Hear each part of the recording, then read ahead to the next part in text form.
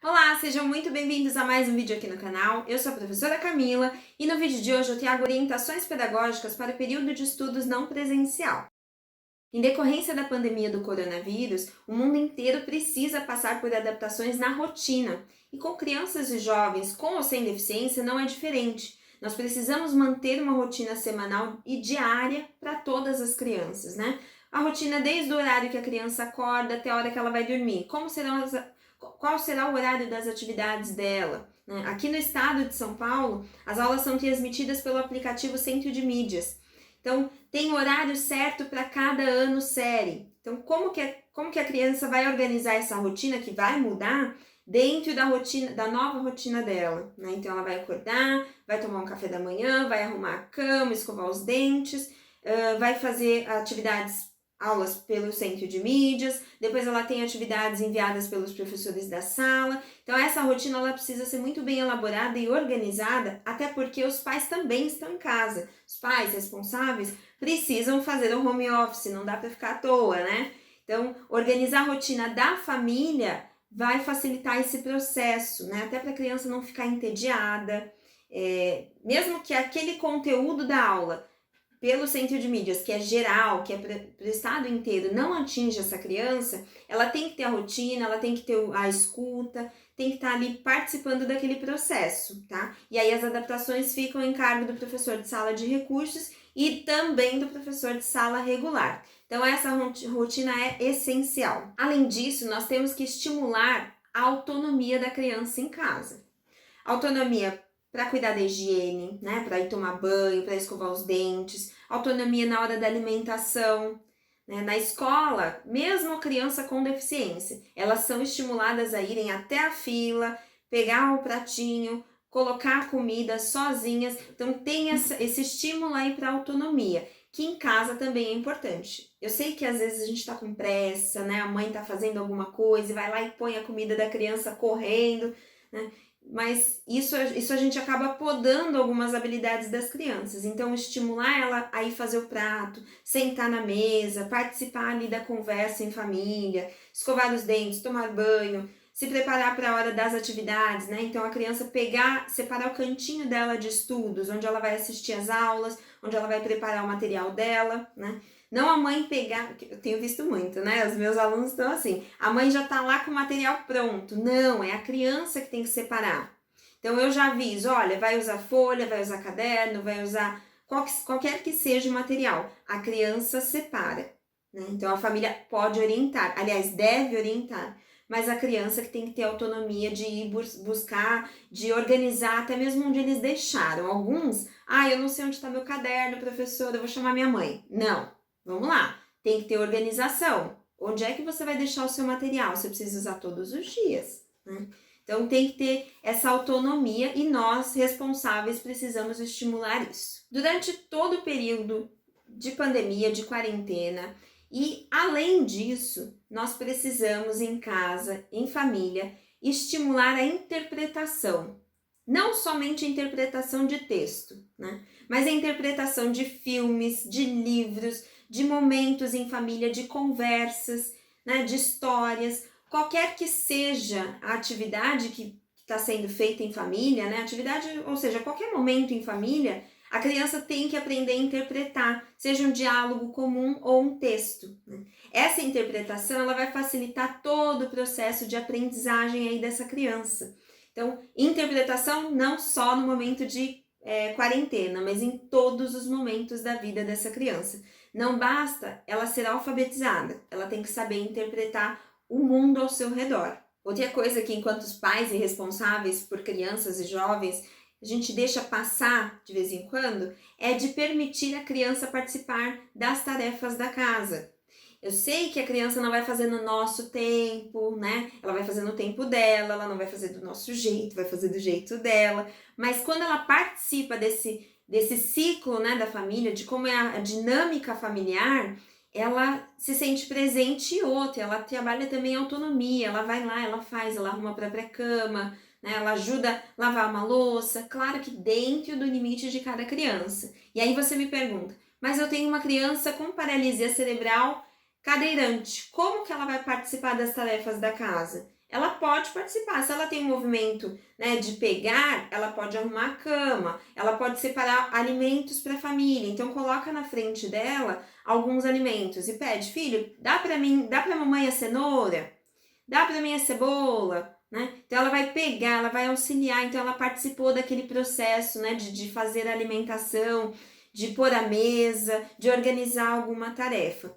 Tá? Isso vai deixar a criança muito mais ativa e proativa dentro de casa, porque dentro da escola eles já fazem isso. Tá? Mesmo a criança mais comprometida, a gente estimula a autonomia dela em todas as atividades, tá? Ou pelo menos é isso que esperamos aí da educação inclusiva, que as crianças participem e sejam protagonistas do processo de ensino delas, de aprendizagem, né? Até porque não é somente aprendizagem, é participação, é colaboração, e isso todos eles precisam. Durante as atividades que são enviadas pelos professores, as que são transmitidas pelo centro de mídias, pela televisão, etc., nós, responsáveis, não podemos dar respostas prontas. Nunca! Até porque o mais importante não é a resposta correta, é o processo que a criança faz entre a comanda, né, até a resposta. Como que ela pensou esse processo? Como que foi elaborado aí o pensar dela?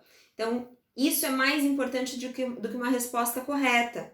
Então, se a criança faz, por exemplo, operações matemáticas de cabeça, eu preciso saber como que ela está fazendo isso, qual é o raciocínio, a linha de raciocínio dela. E não simplesmente pá, né? Deu uma resposta pronta, ótimo. Às vezes a resposta pronta ela pode ser por acaso, né?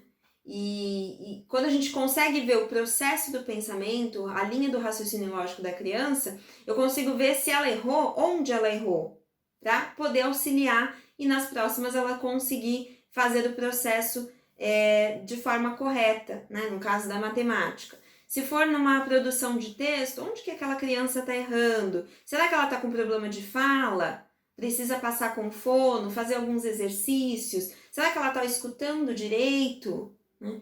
Porque normalmente a criança fala do jeito que ela escuta. Ela está escutando bem? Né? Ou então ela está com algum problema de fala. Então a gente precisa avaliar esse processo.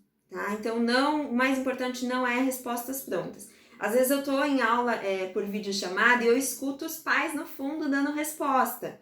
Então a criança ela fica passiva nesse processo de aprendizagem, porque ela sabe que vai ter alguém dando resposta para ela. E isso não é bom, não é positivo.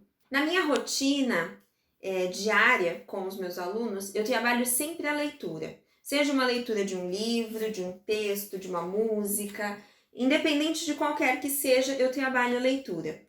Mas como que eu vou fazer isso com crianças não alfabetizadas? Então, normalmente eu mando o livro ou o texto para a família e peço para que eles façam a leitura com a criança.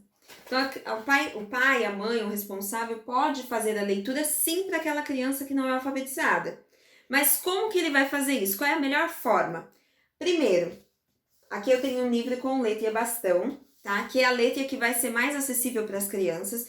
E o adulto ele pode fazer a leitura e pedir para a criança apontar com o dedo, tá? Então, fazer a leitura para a criança não alfabetizada é legal, é importante, vai facilitar o processo. Porque eu estou estimulando a criança a ouvir a história e acompanhar com o dedinho. Então, eu sempre, os mais novos, né? Eu chamo o dedinho da leitura. Então, põe o dedinho da leitura que eu vou ler para você, mas tem que acompanhar.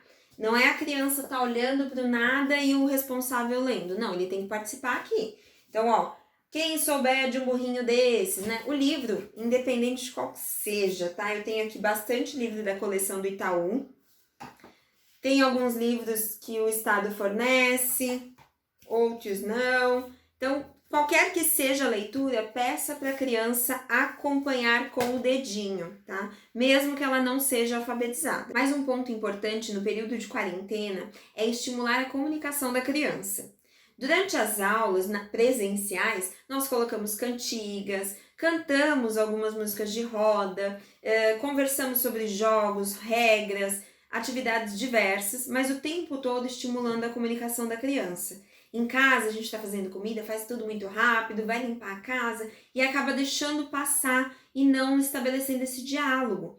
Então é importante, todo momento, conversar com a criança, perguntar sobre o que ela está pensando, né, de ficar em casa esse período, o que ela espera daqui para frente, estimular a criança a se posicionar, né, a comentar sobre o que ela quer, o que ela espera. Então isso vai ajudar bastante. Temos também que estimular a criatividade da criança no período de quarentena.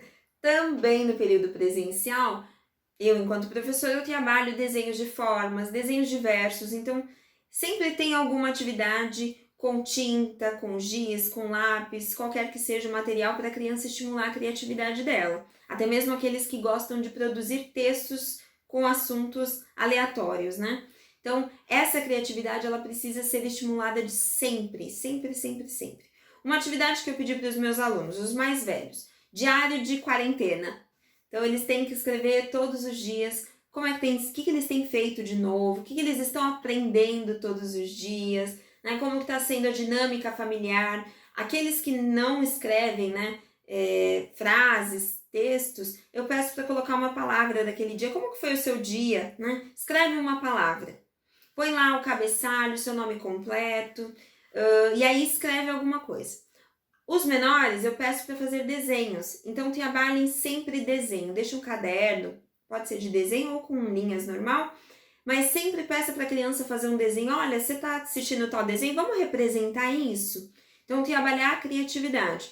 Também dá para fazer isso, contação de histórias, a criança inventa alguma história, ou ela fala alguma palavra e nós respondemos com outra, faz rima, versinhos. Então, sempre estimulando a criatividade é essencial. E por último, eu tenho recebido alguns comentários aqui nos vídeos, pelo Instagram também, inclusive eu fico muito feliz que gente do Brasil inteiro me acompanha, isso é muito legal, que vocês recebam essas informações.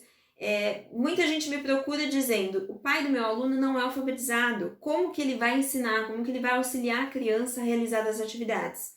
É claro que eu não tenho tempo hábil, né, na minha rotina diária, de sentar com aquele pai e alfabetizá-lo para poder alfabetizar a criança, ensinar aquela criança.